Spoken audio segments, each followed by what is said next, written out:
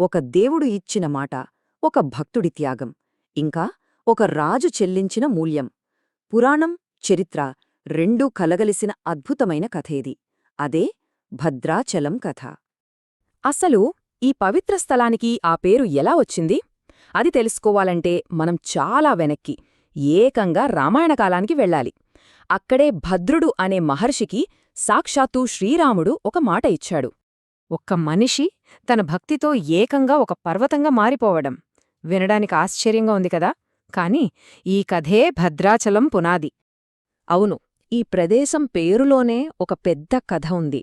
భద్రాచలం అంటే భద్రుని పర్వతం అని అర్థం. ఈ పేరు వెనుక ఉన్న కథ రామాయణ కాలంలో భద్రుడనే మహర్షికి ఇచ్చిన ఒక మాటకు ముడిపడి ఉంది. భద్రుడి కోరిక చాలా అసాధారణమైనది. ఏకంగా తన తలనే శ్రీరాముడికి శాశ్వత సింహాసనంగా మార్చమని కోరాడు. అంటే తన దేహమే దేవుడికి నిలయం కావాలన్నమాట. దానికి రాముడు, తప్పకుండా, కాని రావణుణ్ణి సంహరించి సీతను రక్షించాక నీ కోరిక తీరుస్తాను అని మాట ఇచ్చాడు. కాని రామావతారంలో ఆ మాట నిలబెట్టుకునే అవకాశం రాలేదు. మరి ఇచ్చిన మాట తప్పకూడదు కదా.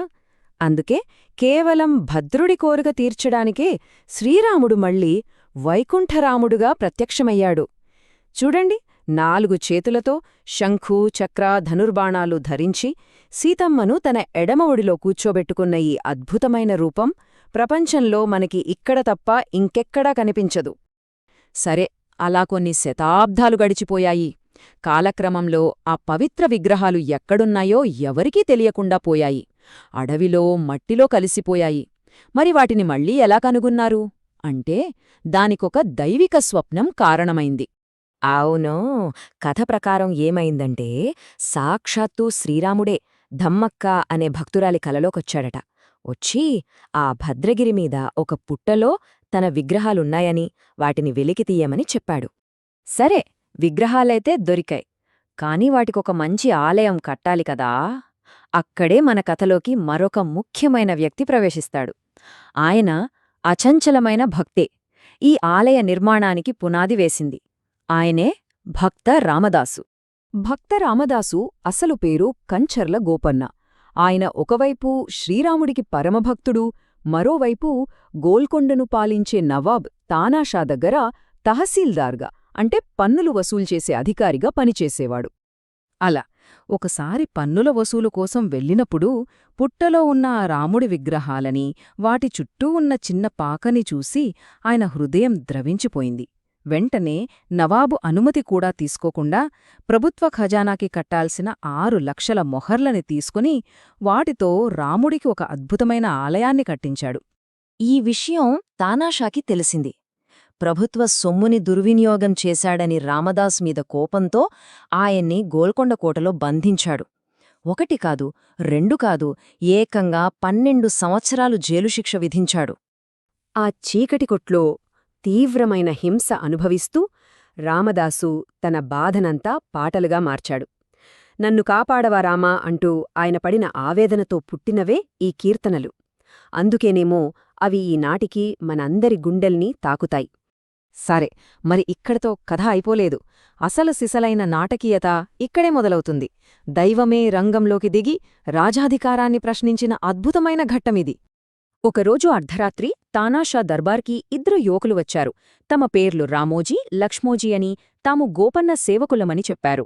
రామదాసు బాకీయున్న 6 లక్షల బంగారు మొహర్లని పూర్తిగా చెల్లించి నిద్రపోతున్న రామదాసు తలగడ కింద రషీదు పెట్టి మాయమయ్యారు.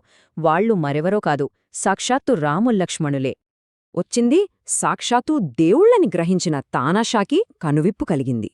వెంటనే రామదాసుని విడుదల చేయడమే కాదు, తాను స్వయంగా రాముడి భక్తుడుగా మారిపోయాడు. అప్పట్నుంచి భద్రాచలమాలయానికి ఎన్నో మాన్యాలు ఇచ్చి పోషించడం మొదలుపెట్టాడు. అలా ఒక ముస్లిం రాజుకి, ఒక హిందూ దేవాలయానికి మధ్య ఒక విడదీయరాని బంధమేర్పడింది. ఈ అద్భుతమైన చరిత్ర కొన్ని ప్రత్యేకమైన సంప్రదాయాలకు దారితీసింది. ఇక్కడ ప్రభుత్వాల ఆదరణ, ప్రజల భక్తి రెండూ కలిసిపోయాయి.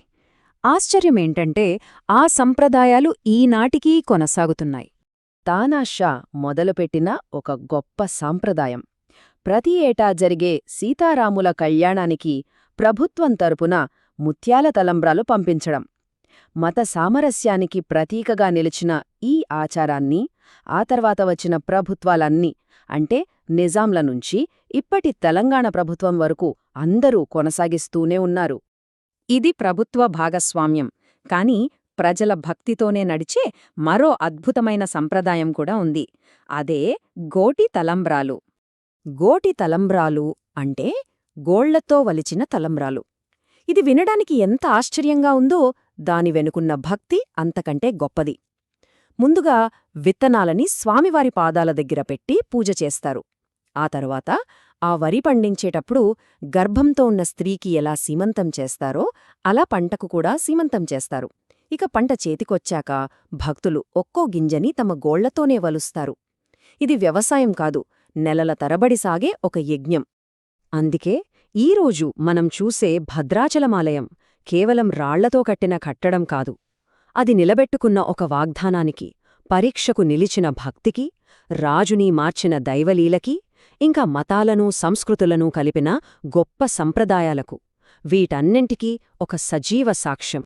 శతాబ్దాలుగా రాజులను కదిలించి తరతరాలుగా సంప్రదాయాలకు స్ఫూర్తినిచ్చేంత శక్తివంతమైన విశ్వాసం భవిష్యత్తులో ఇంకేం నిర్మించగలదు? ఆలోచించాల్సిన